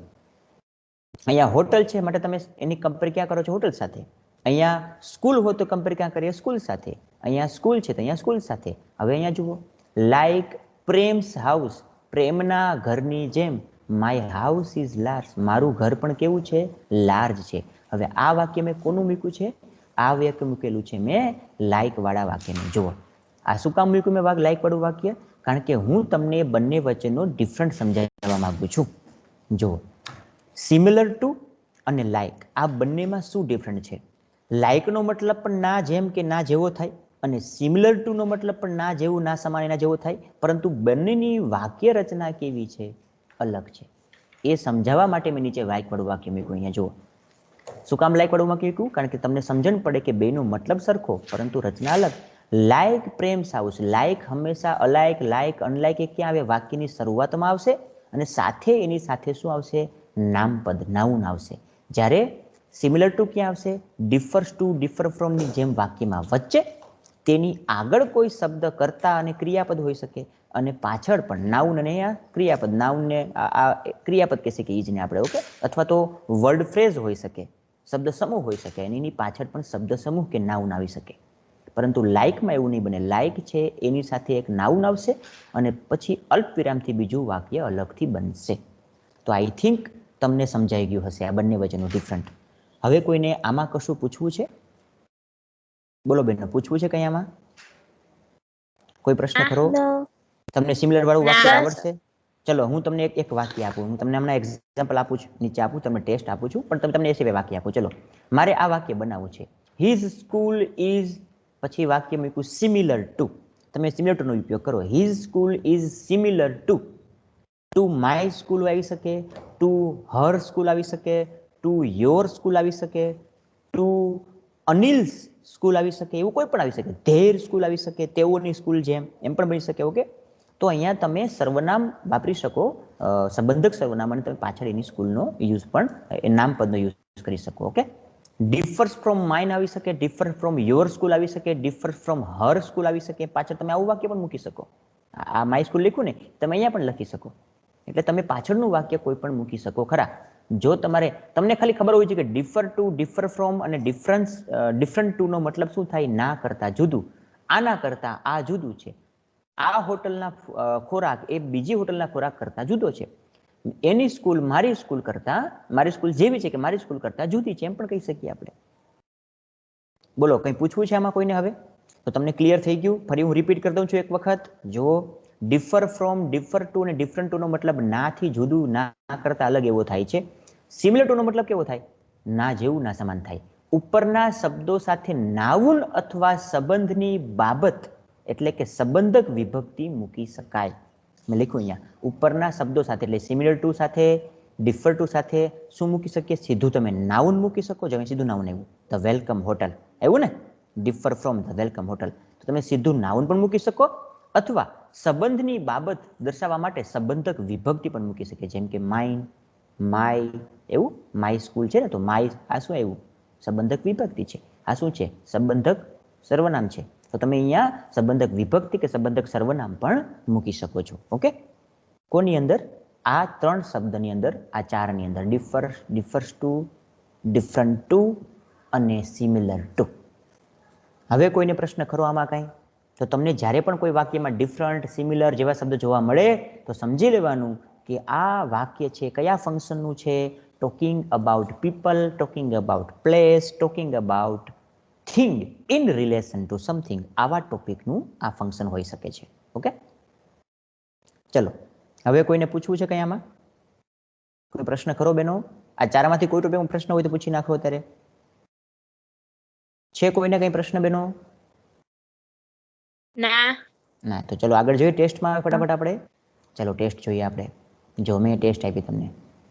હવે તમને એક્ઝામમાં આવું પૂછાશે, સીમા ગોટ ધ, અહીંયા ધ મૂક્યો છે. હવે તમને આ તો મેં વાક્ય લખી નાખ્યું છે, પણ તમને અહીંયા અધૂરું વાક્ય આપશે.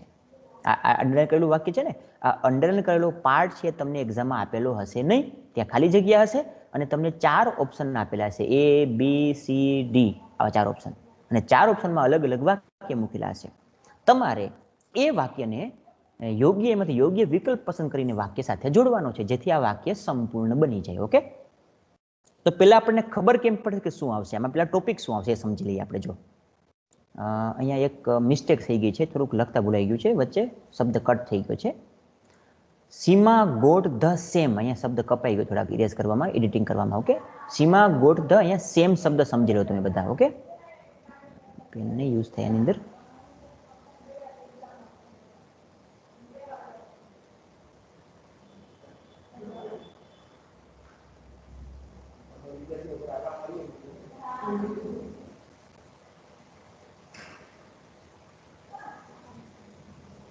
જો અહીંયા છે ને ગોટ ધ સેમ એવો શબ્દ આવશે. ઓકે,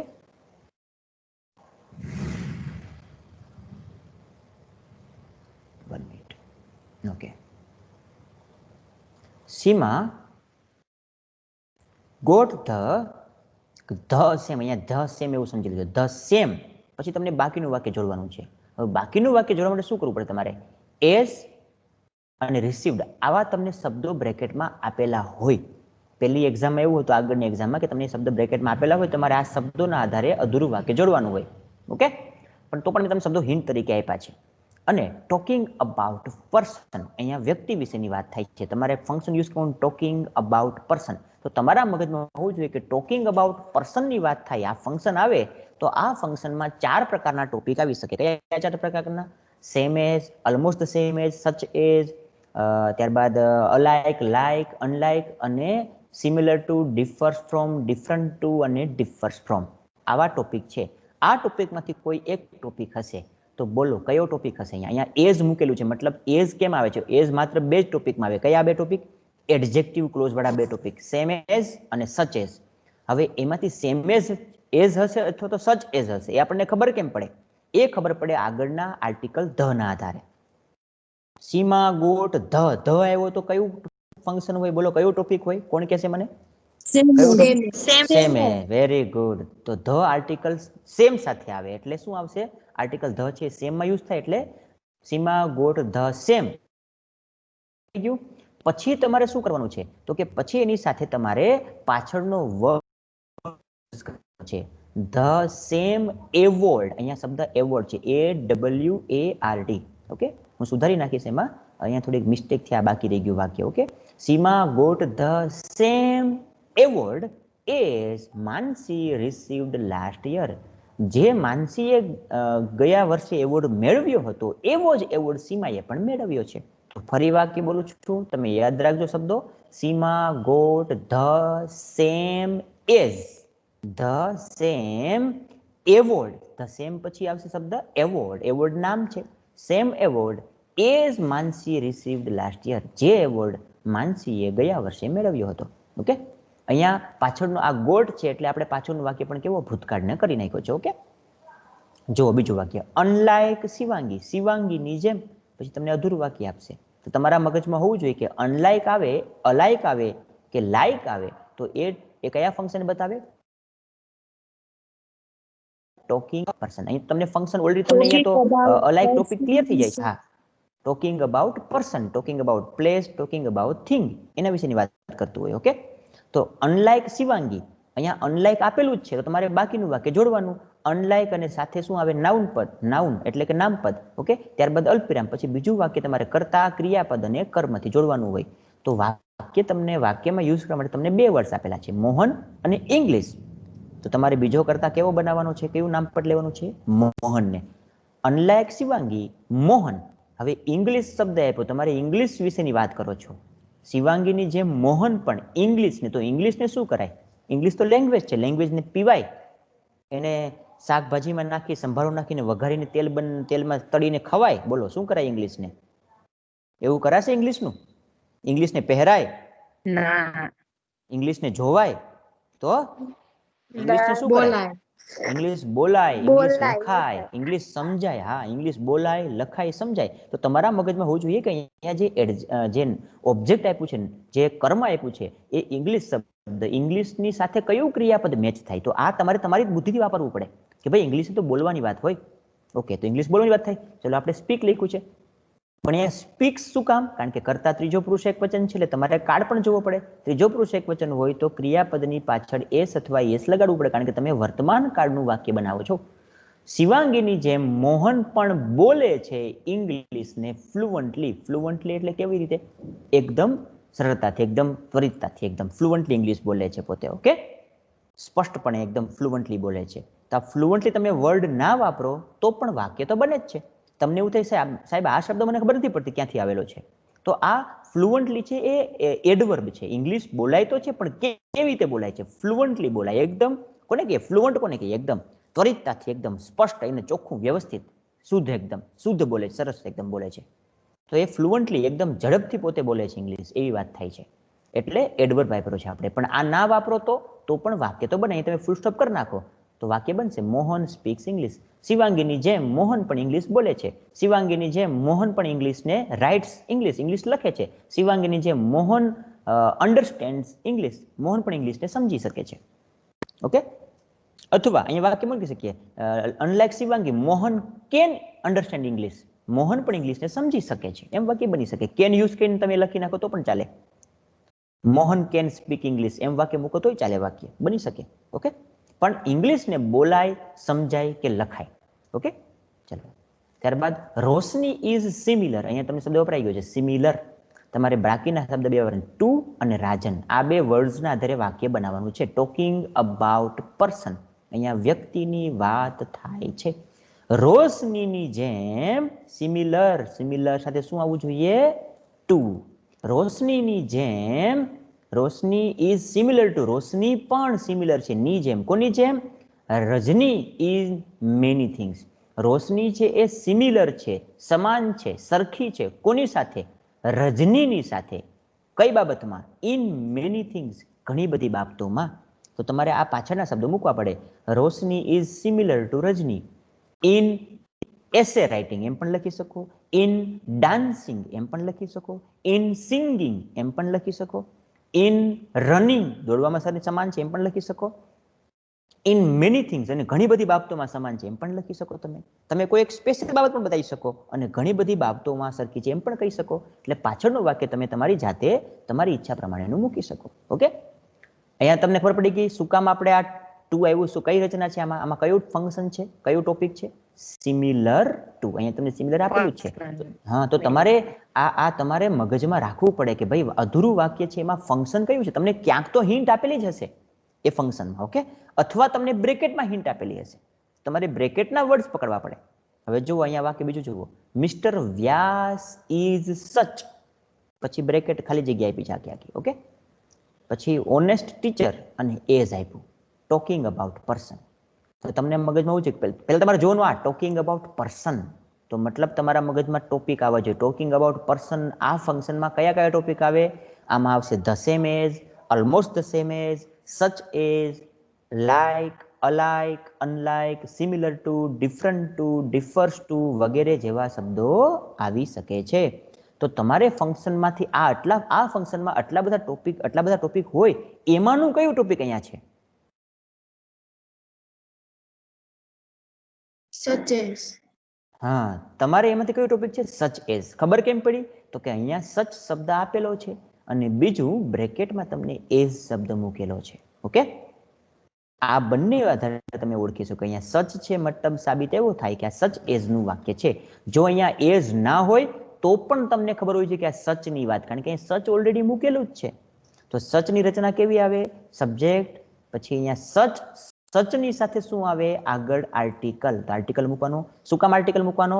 કારણ કે અહીંયા તમને બે વસ્તુ આપી છે, ઓનેસ્ટ અને ટીચર. તો નામપદ આપી દીધું છે અને એનું એડજેક્ટિવ આપ્યું છે. હવે એડજેક્ટિવ ને નામપદ બંને હોય, નામપદ પાછું ટીચર છે. ટીચર એક વચન છે બહુવચન? બોલો, આ એક વચન છે બહુવચન? એક તો આર્ટિકલ વાપરવો પડે. કયો આર્ટિકલ આવશે આમાં? આમાં આર્ટિકલ વપરાશે ધ વપરાય? ધ વપરાશે નહીં. શું વપરાશે? આર્ટિકલ એ અથવા એન. હવે એન આવશે કે એ ખબર કેમ પડે? તો હા, મેં સમજાવું તમને. એ તમને ખબર પડશે ઓનેસ્ટ ના ઉચ્ચારણ પરથી. આને હોનેસ્ટ ના કહેવાય, હ ના આવે, એ જ સાયલેન્ટ રહેશે, એટલે ઓનેસ્ટ એવું બોલાશે. ઓ તો એ સ્વરથી ઉચ્ચારણ પામે, માટે આર્ટિકલ એન આવશે. Mister Vyas is such an honest teacher. Mister Vyas એ એવા પ્રામાણિક શિક્ષક છે. પછી મૂકવાનું એઝ. એઝ પછી પાછળનું વાક્ય ગૌણ વાક્ય. As everybody likes to admire. જેથી બધા જ વ્યક્તિઓને ગમે છે તેને એડમાયર કરવા, એટલે તેના વખાણ કરવા ગમે છે. ત્યારબાદ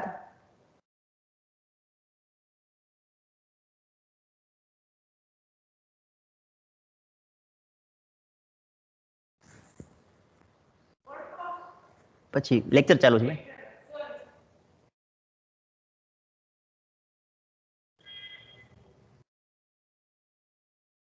તો અહીંયા મિસ્ટર વ્યાસ છે એ ખુદ શું છે? પોતે એ કર્તા છે. જેથી દરેક વ્યક્તિને આ પાછળનો કર્તા બીજો લક્ષ શું કામ આપણે આપ્યો છે?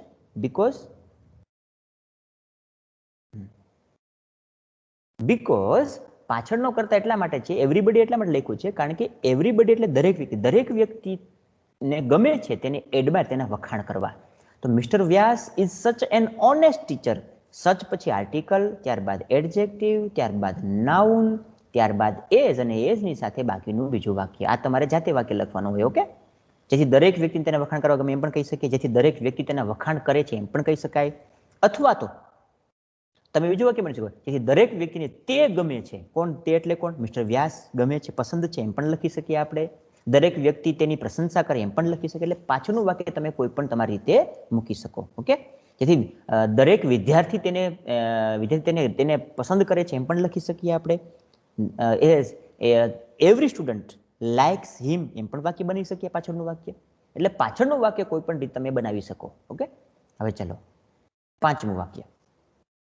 Is this the same? જો અહીંયા ઇઝ ધીસ પછી ધ પછી અહીંયા અધૂરું વાક્ય છે. અહીંયા અંડરલાઈન આવી ગઈ ને એટલે. હવે બ્રેકેટમાં જુઓ તમને શું આપેલું છે? Talking about thing. અહીંયા શું આપ્યું તમને? અહીંયા બધામાં પર્સન હતું, અહીંયા પર્સન હતું, અહીંયા પણ પર્સન છે, પણ અહીંયા કોની વાત થાય? Talking about thing. થિંગ કોને કહેવાય? વસ્તુ. હા, તમે વાત કરો. Is this the? અહીંયા ધ મૂક્યું છે. ધ છે પછી તમને અધૂરું વાક્ય મૂક્યું છે. તમને થિંગ કીધું તો અહીંયા થિંગ મતલબ તમારે વસ્તુની જ વાત કરવી પડે. તમે અહીંયા વ્યક્તિને કે સ્થળને લઈ શકો નહીં. આ તમારે ખાસ મગજમાં રાખવાનું છે. તમારે જોવાનું કે ટોકિંગ અબાઉટ થિંગ છે કે પર્સન છે કે પછી પ્લેસ છે. થિંગ છે તો મતલબ શું સાબિત થાય? તમારે વસ્તુની વાત કરવાની છે. ઇઝ ધીસ ધ આપ્યું. હા, અહીંયા ધ છે અને પ્લસ તમને બ્રેકેટમાં આપ્યું છે સેમ એઝ. તો તમારે સેમ એઝ નો યુઝ કરવાનો છે. સેમ એઝ નો યુઝ કરીને કોઈ પણ વસ્તુની તમારે વાત કરવાની છે. તો આપણે કોઈ પણ વાક્ય બનાવી શકીએ. મેં અહીંયા વાક્ય બનાવ્યું છે, એના બદલે તમે અલગ પણ વાક્ય બનાવી શકો. એક્ઝામમાં તમને અલગ વાક્ય પણ હોઈ શકે ને તમે એ વાક્ય લખી શકો. જો એવું નહીં, ફંક્શન ગ્રામરમાં તમને આઝાદી છે. તમે ટોપિક વાપરો, એની સેન્ટેન્સ પેટર્ન સરખી વાપરો, યુઝ કરો, પણ વાક્યમાં શબ્દો તમે તમારા પોતાના મૂકી શકો છો. હું વાક્ય બનાવું, તમે વાક્ય બનાવો, ત્રીજો કોઈક વ્યક્તિ વાક્ય બનાવે, બધાનું વાક્ય અલગ અલગ હોય, પણ જવાબ બધાનો સાચો હોઈ શકે. એટલે આમાં એવું ન હોય કે એક જ જવાબ આવે ક્યારે. સમજાઈ ગયું? તમે શબ્દો બદલી શકો, તમને આઝાદી હોય ફૂલ. આમાં તમને ફૂલ આઝાદી મળી. જો ધીસ ઇઝ ધ, ત્રણ જ શબ્દો તમને આપ્યા છે ખાલી, બાકીના શબ્દો તમારે જાતે ઉપયોગ કરવાના છે, જાતે બનાવવાનું છે. તો ધીસ ઇઝ ધ સાથે શું આવે? ધ આર્ટિકલ છે, એટલે મતલબ સેમ એઝ ની. અમે અહીંયા વાક્ય આપ્યું છે ઓલરેડી બ્રેકેટમાં આપ્યું, સેમ એઝ યુઝ કરો. તો ધ સાથે સેમ વપરાશે. This is the same. Same પછી સાથે શું આવવું જોઈએ? નાઉન. બેન બોલો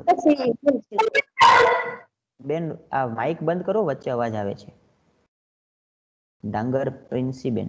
ઓકે. ધ સાથે નાઉન આવવું જોઈએ. તો નાઉન વીકું this is the same car. અહીંયા કારને બદલે તમે પેન પણ લઈ શકો, તમે મોબાઈલ પણ લઈ શકો, તમે સ્કૂલ પ્લેસમાં પાછો આવી જશે. તમે અહીંયા બેગ પણ લઈ શકો, બુક્સ પણ લઈ શકો, ટેબલ પણ લઈ શકો, લેપટોપ લઈ શકો, માઇક્રોફોન લઈ શકો, કોઈ પણ વર્ડ લઈ શકો, વસ્તુ કોઈ પણ લઈ શકો. This is the same glass, same car, same bike, same bicycle, same scooty. સમજાય? તમે કોઈ પણ મૂકી શકો. તો this is the same car, મેં અહીંયા કારની વાત લીધી છે. This is the same car, આ એ જ કાર છે. પછી શું મૂકવાનું? એઝ. પછી પાછળનું વાક્ય તમારે જાતે બનાવવાનું હોય. As you are talking about. ને પ્રશ્નાર્થ ચિહ્ન. શું કામ પ્રશ્નાર્થ ચિહ્ન આવશે? કારણ કે આ વાક્ય તમને પ્રશ્નાર્થ પૂછેલું છે. ધીસ ઇઝ નથી પૂછ્યું. Is this the same car? શું આ એ જ કાર છે કે જેના વિશે યુ આર ટોકિંગ અબાઉટ, જેના વિશે તમે વાત કરી રહ્યા છો? યુ આર ટોકિંગ, વર્તમાન કાળ, ચાલુ વર્તમાન કાળ. તમે વાત કરી રહ્યા છો. સમજાય? તો મતલબ બે વ્યક્તિ વાત કરી રહ્યા હોય કોઈ કાર વિશેની, એ વખતે કોઈ એક કાર ત્યાં પડી હોય છે અથવા તો કોઈ એક કાર આવે છે અને એને એ કારના સંદર્ભમાં પેલો વ્યક્તિ છે બીજા વ્યક્તિને પૂછે કે શું આ એ જ કાર છે કે જેના વિશે તમે વાત કરી રહ્યા છો? સમજાય? તો પાછળનું વાક્ય આપણે એવું બનાવ્યું, is this the same car? શું આ એ જ કાર છે? As you are talking about, કે જેના વિશે તમે વાત કરી રહ્યા છો. આ તમે પાછળનું વાક્ય બીજું બદલી પણ શકો. Is this the same car? શું આ એ જ કાર છે? એઝ યુ સો યેસ્ટરડે, જે તમે ગઈકાલે જોઈ હતી, એમ વાક્ય પણ બની શકે. સમજાય? As your brother boat yesterday, જે કારને તમારો ભાઈ ગઈકાલે ખરીદીને લાવ્યો હતો, એમ પણ વાક્ય બની શકે. એટલે પાછળનું વાક્ય કોઈ પણ પ્રકારનું બની શકે ખરું. ઓકે. પણ વાક્ય પ્રશ્નાર્થ ચિહ્ન શું કામ આવશે? કારણ કે આ મુખ્ય વાક્યની પ્રશ્નાર્થ ચિહ્ન રચના છે. અહીંયા ઈઝ આવ્યું છે આગળ, એટલે આ રચના પ્રશ્નાર્થ છે. અહીંયા પ્રશ્નાર્થ નથી બનતું. આ પ્રશ્નાર્થ ચિહ્ન છે, યાદ રાખો ખાસ. આ પ્રશ્નાર્થ ચિહ્ન છે આ આગળના યુ આર ટોકિંગ અબાઉટ આના આધારે નથી આવેલું. આ પ્રશ્નાર્થ ચિહ્ન આવેલું છે is this the same car, આ મુખ્ય વાક્યના આધારે. આ મુખ્ય વાક્ય કહેવાય, આટલું વાક્ય. એઝ પછીનું પાછળનું વાક્ય કેવું કહેવાય? ગૌણ વાક્ય, એડજેક્ટિવ ક્લોઝ કહેવાય. એટલે એડજેક્ટિવ ક્લોઝના આધારે પ્રશ્નાર્થ ચિહ્ન નથી. સમજો, પ્રશ્નાર્થ ચિહ્ન કોના આધારે છે? આ આગળના is this the same car, આ એ જ કાર છે? શું આ એ જ કાર છે? આ આગળના વાક્યના આધારે. Okay. Last sentence. English is different from Greek in many language. Many ways, many language નહીં બટ મેની વેઝ. અહીંયા બે શબ્દ મૂક્યા તમને, ડિફરન્ટ ફ્રોમ. ઓકે. અને બ્રેકેટમાં લખ્યું છે ટોકિંગ અબાઉટ પર્સન. તો પહેલા તો આપણા મગજમાં એવું છે talking about person, sorry person થઈ ગયું છે, આ પણ મિસ્ટેક છે. ટોકિંગ અબાઉટ અહીંયા થિંગ આવવું જોઈએ, પર્સન નહીં આવે. ઓકે. અહીંયા પર્સન નથી પણ થિંગ છે, બીજા એક સેન્ટેન્સમાં લખાઈ ગયું છે. એટલે તો ટોકિંગ અબાઉટ થિંગ એટલે તમે કે વસ્તુ વિશે વાત કરો. અહીંયા થિંગ શું કામ? કારણ કે લેંગ્વેજ તો વસ્તુમાં આવી શકે. વસ્તુ આમ તો ખરેખર ન કહેવાય, નિજી પદાર્થ નથી, પણ લેંગ્વેજ એ અલગ વસ્તુ છે, એટલે આપણે એના વિશે થિંગ શબ્દ વાપરી શકીએ ખરા. ટોકિંગ અબાઉટ લેંગ્વેજ આવો શબ્દ પણ મૂકી શકે. યાદ રાખજો, ટોકિંગ અબાઉટ લેંગ્વેજ તમને આવો શબ્દ પણ મૂકી શકે ખરા એક્ઝામમાં. તો પણ ફંક્શન તો આ જ બનશે. તમે એમ કહો સાહેબ લેંગ્વેજ તો એવું કે શબ્દ નથી વાપર્યો ક્યાંય આપણે, પણ અહીંયા લખેલું હોય ટોકિંગ અબાઉટ લેંગ્વેજ, તો પણ ફંક્શન કયું હોય? આ જ ફંક્શન હોય. English is different from. Different from શું કામ આવ્યું? કારણ કે બ્રેકેટમાં તમને મૂક્યું છે ડિફરન્ટ ફ્રોમનો યુઝ કરવો. ઇંગ્લિશ એ ડિફરન્ટ છે. હવે ઇંગ્લિશ લેંગ્વેજની વાત થાય તો લેંગ્વેજ ડિફરન્ટ છે. કોના કરતા? તો તમારે બીજી કોઈ લેંગ્વેજ વાપરવી પડે. English is different from Greek. તમે આટલું વાક્ય લખીને અહીંયા ફૂલ સ્ટોપ કરી નાખશો તો પણ વાક્ય, આ પાછળનું વાક્ય ના લખો તો પણ સાચું. ઓકે. તમારું વાક્ય ખોટું પડશે નહીં. ગ્રામેટિકલ તમે ખોટા નથી, તમે સાચા છો. પણ તમે પાછળનું વાક્ય લખશો તો થોડું વાક્ય વધારે સ્પષ્ટ બનશે. English is different from Greek. English એ અલગ છે, જુદી છે. કોના કરતા? ગ્રીક કરતા. ગ્રીક ભાષા છે, ગ્રીક ભાષા કરતા. ઇન મેની વેઝ, ઘણી બધી રીતે. તો અહીંયા મેની વેઝ શબ્દ છે ને એ શું બતાવે છે? પાછળનું તમારું મેની વેઝ શબ્દ શું બતાવે છે? ઘણી બધી રીતે. એ અધર વર્ડ્સ છે, વધારાના શબ્દો છે. આ તમે લખશો તો પણ વાક્યમાં માર્ક્સ મળશે, નહીં લખો તો પણ તમારું વાક્ય તો અહીંયા સાચું પડી શકે, તમારું માર્ક્સ કટ થાય નહીં. English is different from Greek. English એ જુદી છે કોના કરતા? ગ્રીક કરતા. English different from Gujarati, different from Hindi, different from Persian, Tamil, Telugu કોઈ પણ ભાષા લખી શકો, પણ તમારે લખવાની અહીંયા ભાષા છે. અહીંયા તમે ક્રિયાપદ વાપરો, English is different from speaking, તો ખોટું પડે. ઓકે, કારણ કે અહીંયા લેંગ્વેજની વાત થાય તો તમારે અહીંયા લેંગ્વેજની જ વાત કરવી પડે. આ નાઉન છે, ઇંગ્લિશ અહીંયા નાઉન છે, નામ છે, તો તમારે અહીંયા બીજું કોઈ નામ લખવું પડે. મેં સમજાવ્યું તો આગળ તમને અહીંયા જુઓ કે ઉપરના શબ્દો સાથે નાઉન અથવા તો સંબંધની બાબત એટલે કે સંબંધક વિભક્તિ મૂકી શકાય. ઓકે, તો અહીંયા નાઉન તમારે મોટા ભાગે યુઝ કરવાનો આવે. ચલો, હવે આમાં કોઈ પ્રકારનો પ્રોબ્લેમ ખરો? કોઈ પણ બહેનોને કંઈ પણ પૂછવું છે આ ટોપિક આખા ફંક્શનમાંથી? કોઈ પ્રશ્ન ખરો બહેનો? બધા ક્લાસમાં છો કે ભાગી ગયા છો? હા, જાગો છો ને બધા? સુઈ નથી ગયા ને ક્યાંક? હા ઓકે ઓકે ઓકે. કોઈ પ્રશ્ન ખરો બેનો આમાં કઈ? ના સર, સમજાઈ ગયું. સમજાઈ ગયું બધાને? ક્લિયર? સરખું? હા sir. Okay okay okay okay, very good. આપણે અહીંયા તો આ ફંક્શનને પૂરું કરીએ છીએ. ઓકે.